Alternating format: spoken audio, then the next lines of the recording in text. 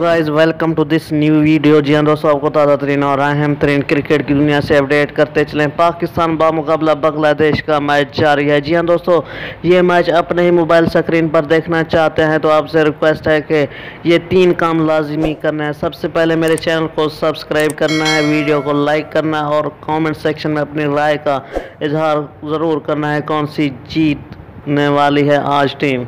जी हाँ दोस्तों, आपको अपडेट करते चले। बांग्लादेश की गलत कारकर्दगी की वजह से पाकिस्तान अब ये मैच कटहरे में ले चुका है। जी हाँ दोस्तों, आपको अपडेट करते चलें। पाकिस्तान की शानदार बॉलिंग की बदौलत बांग्लादेशी खिलाड़ी बहुत मुश्किलात का शिकार हुआ है। जी हाँ दोस्तों, अब पाकिस्तान की बारी है, वो कैसा परफॉर्म करने वाली है।